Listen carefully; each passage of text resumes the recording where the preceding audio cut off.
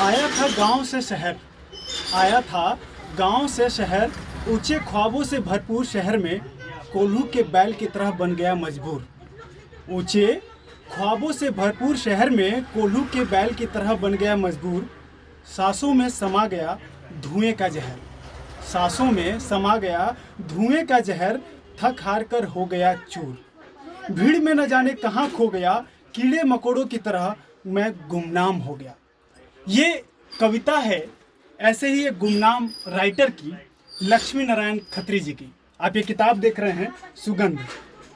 जी नमस्कार, मैं हूं अरुण जायसवाल और दरअसल अभी मैं विचरण कर रहा हूं जैसलमेर की गलियों में।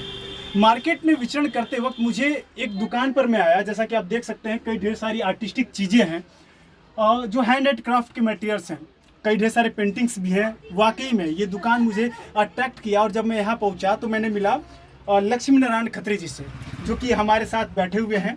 और इन्हीं की ये किताब दरअसल निकलते निकलते इन्होंने अब दिखाया कि हमने कुछ ये बुक्स मेरी हैं। ये केवल एक बुक नहीं बल्कि और है एक बुक, ये Jaisalmer folklore history and architecture, ये भी एल खत्री जी की है, लक्ष्मी नारायण खत्री जी की। सीरियसली ऐसे ही ये कविता सुनाने का मेरा तात्पर्य यह था कि ऐसे कई ढेर सारे गुमनाम आर्टिस्ट और लेखक हमारे बीच खो गए हैं जिनको हम नहीं जानते। लेकिन अगर इनकी ये किताब, मैं कहना चाहूँगा, मुझे नहीं पता कि अमेजन और कहाँ क्या अवेलेबल है, हम खत्री जी से ही जानेंगे। इनकी किताब है सुगंध, लेकिन इसमें जो कविताओं का संकलन है वास्तव में कोरोना से लेकर हमारे दैनिक जीवन के एक एक चीज़ों को लेकर ये रिलेट करती है।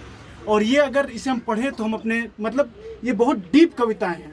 तो हम थोड़ा सा बात करना चाहेंगे खत्री जी से, ज़्यादा नहीं, 1 से 2 मिनट के लिए।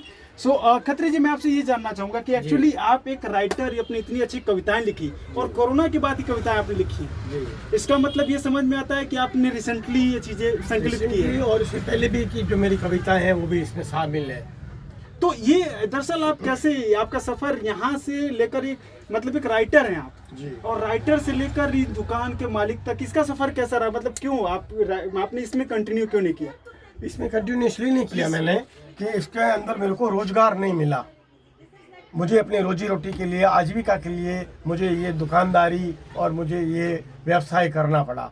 मैंने इसको सरस्वती की कृपा को, मेरे पे जो सरस्वती की कृपा हुई, इसको मैंने केवल एक साधना के रूप में अपनाया, न कि इसको एक व्यवसाय का रूप दिया मैंने कभी। तो आपने इस किताब को कहीं जैसे ऑनलाइन प्लेटफॉर्म पर या दुकानों पर आपने नहीं सेल किया? फिर इसको कुछ दुकानदार सेल करते हैं और इसको जो इसके पब्लिशर हैं वो इसको अमेजन वगैरह पे बेचते हैं।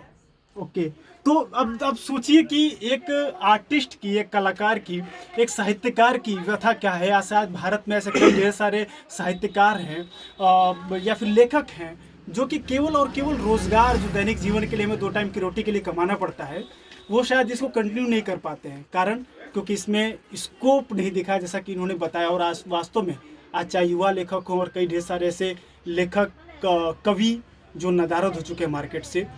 तो ये मुझे लगता है कि ये बहुत बड़ी व्यथा है, विडंबना है हमारे भारत की, एक जो साहित्य प्रेमी लोग यहाँ पर हैं। और इनकी कविताएं जब मैं देख रहा था तो ऐसे कई ढेर सारे सकते हैं, जिंदगी और पहिया मिटा दो या सीमाएं, विरासत को अमर रहने दो, शिल्प साधना, खंडहर, रोटी और मोल, कई ढेर सारे ऐसे कविताएं हैं।